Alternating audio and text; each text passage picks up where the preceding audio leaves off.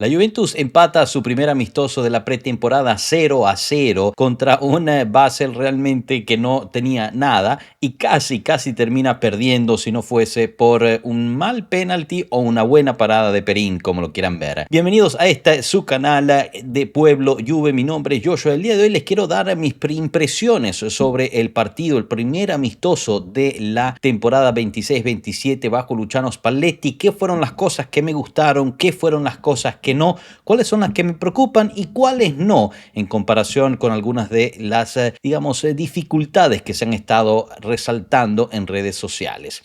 Antes de empezar, obviamente, mi invitación a que dejen ese me gusta, se suscriban y compartan. Tres cosas facilitas, gratis y fundamentales para nosotros, que nos permite llegar a muchísimo más de ustedes que todavía no forman parte de esta su comunidad. Así que, chicos, la Juventus viaja a Suiza para el primer amistoso en casa de una ex leyenda, Lichtsteiner, entrenador del FC Basel, el cual empezará la temporada antes que la Juventus. Se veía un poco más preparado en términos físicos en algunas instancias.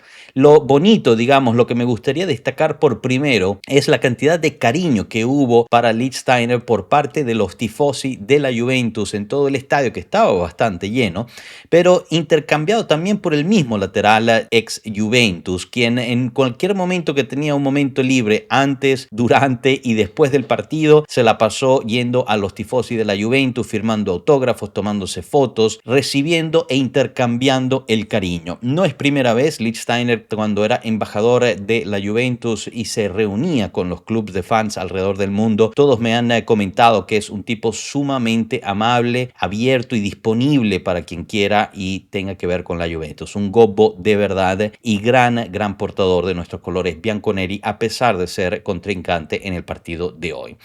En cuestión de las cuestiones positivas y negativas, si me permiten, me gustaría empezar por lo positivo. En particular, en el primer tiempo, lo positivo fue Douglas Luiz, en mi punto de vista. Vi un jugador que tiene técnica, tiene toque, esconde bien el balón y quizás con un poco de trabajo, con un poco de esmero y un poco de sacrificio por parte del mismo jugador, podríamos encontrar un mediocampista que funcione muy bien en el mediocampo, porque justo en este particular, Douglas Luiz y Locatelli creo que hicieron una buena labor, ¿no?, de dupla. El que creaba la jugada era Douglas Luiz y el que destruía el contraataque o la posesión de balón era justo Locatelli.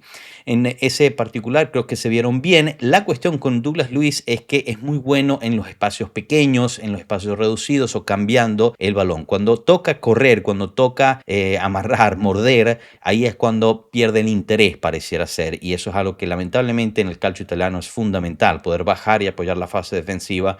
Él parece no tener ganas de hacerlo.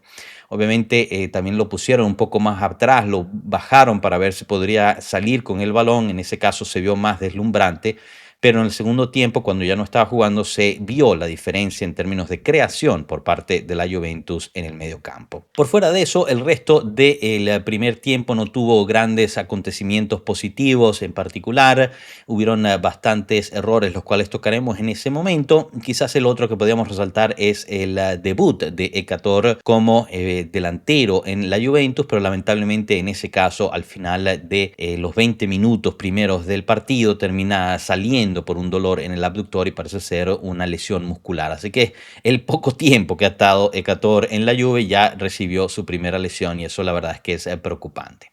En cuanto al segundo tiempo, para resaltar positivo, diría Justin Ouadeau. Así es como lo puedo decir yo, simple y sencillamente. No les puedo decir ese nombre, es imposible pronunciarlo, pero este mediocampista por izquierda, extremo por izquierda, la verdad es que me gustó mucho. Encaró, supo driblar, supo proponerse, creó jugadas de peligro, se encontró bien con Rui, con Obuso, con el mismo Openda, encontraba espacios y encontró un gran tiro. Quizás el único gran tiro del partido fue justo el de este joven que llega de la Premier League, pasa un rato en la Next Gen, medio año, y ya empieza a entreverse que puede también jugar un poco con los grandes. De ahí en adelante, pues obviamente quizás lo otro positivo es que la Juventus no haya recibido gol. Pero fuera de eso, la verdad es que nada que resaltar. En cuanto a lo negativo, y aquí quiero hacer una pequeña pausa. ¿Por qué? Porque hay que recordar que al final del día esto es un amistoso. No es un partido que cuenta, el resultado era independiente, era un partido para empezar a recaudar minutos en las piernas, no era un partido que nos va a decir cómo va a ser el futuro de esta Juventus, especialmente con el mercado todavía abierto. No es un partido que nos pueda enseñar cuáles van a ser los éxitos o los deméritos o los fracasos que pueda tener este equipo, ¿no? Yo creo que es importante mantener ese contexto porque literalmente este grupo está entrenando juntos desde hace 5 días. Empezaron a entrenar el lunes y jugaron el sábado, así que tampoco es que se le puede pedir peras al horno. Habiendo dicho eso, sí hubo cosas que me llamaron la atención de forma negativa y unas que me preocuparon de sobremanera. En términos de cosas negativas únicamente, no preocupaciones de sobremanera todavía, fue un poco la continuidad de prestación por parte de Andrea Cambiaso, que todavía está sufriendo muchísimo en la fase de defensa. Se enfrentó contra un extremo derecho del Basel que prácticamente lo dribló constante absolutamente, creó poco en el ataque, quizás tuvo una buena ocasión de creación, y en este caso, pues empezamos a entrever que si bien hicimos comprando a Celik y teniendo a Kalulu por el lado de derecha, realmente estamos muy cortos por el lado de izquierda. Resaltó más la falta de calidad en Cambiaso cuando entró Rui, un chico que ha estado en la Next Gen, que estuvo prestado, que ha estado en rotación, no tiene continuidad y lo hizo mejor defensivamente que el mismo Andrea Cambiaso, uno que supuestamente es uno de la selección italiana. Otra de las cosas quizás un poco negativas fue Edon Zegrova. Lo había dicho en el video de ayer que me esperaba ver algo más de este jugador, quizás el haber entendido, el haber madurado en su fútbol, particularmente con las declaraciones que había dicho al final de la temporada del año pasado, el haber tenido el tiempo y el esfuerzo durante el verano de hacer algo y mejorar, pero lamentablemente vimos un poco de lo mismo de Segrova. Siempre es el mismo juego de driblómano que trata de, no sé, traspasar un ente sólido como son los defensas. Es siempre el mismo dribbling hacia la izquierda. Lo agarraron prácticamente desde el principio, se lo supieron defender y lamentablemente en ese caso pues no pudo destacar una vez más el Kosovar, que al final si va a querer un rol en esta Juventus tiene que poder comprobar cosas más interesantes.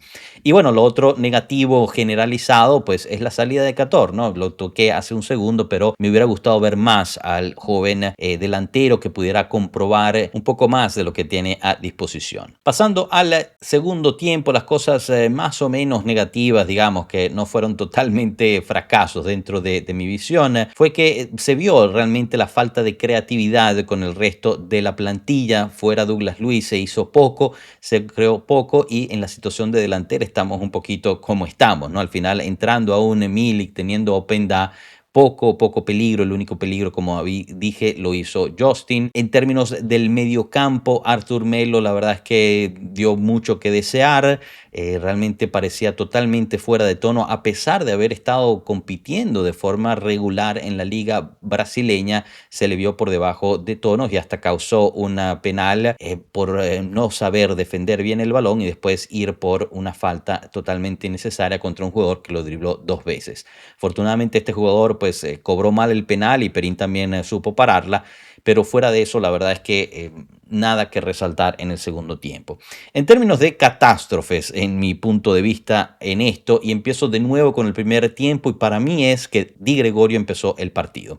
Yo sé que por ahí me dijeron que soy incendiario por haber dicho eso anteriormente durante el directo del Guachalón. Sé que está la teoría de que debería jugar para así poderlo vender.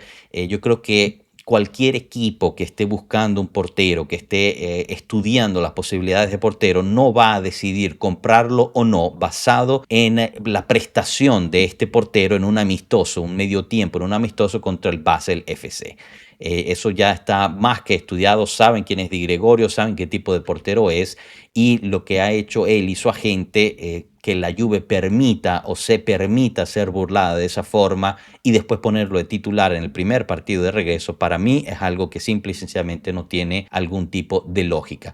Todo lo contrario, nos deja ver peor, nos deja ver mal y nos deja ver como payasos frente a una situación terrible de un jugador y su agente que pues la verdad es que se limpiaron el que te conté con nuestro nombre con sus declaraciones. Así que ponerlo de titular para mí es un insulto a los tifosi y al club en general. Me podrán llamar inflamatorio, me podrán llamar exagerado, lo que ustedes quieran, pero para mí es más importante la Juventus que poder vender bien o no a un portero que es simple y sencillamente decidió junto con su representante insultar al club en el cual juega. Por parte del segundo tiempo, pues además de un poco ya hablamos de la situación Arthur y lo pobre que se vio eso, definitivamente quien se lleva el tapiro de oro, como hacen en Italia, es Miretti. Miretti, la verdad es que en este particular habíamos hablado que era un precampeonato, que realmente no podíamos sacar muchas conclusiones de esto, pero lo que vimos de Miretti hoy fue realmente muy, pero muy pobre y a mí en lo personal me preocupa de sobremanera. Un Miretti que regaló balones por doquier, un Miretti que no pudo hilar pases, un Miretti que estaba perdido en el campo y cuando tenía el balón no sabía qué hacer con él. Tuvo el gol de la victoria solo frente al portero y le pegó al muñeco.